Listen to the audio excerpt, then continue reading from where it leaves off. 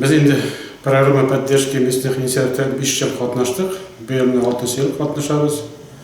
5 жыл ичинде мектепни ремонтладык, клубны ремонтладык, су системасын ремонтладык, тилекеде трактор сатып алдык.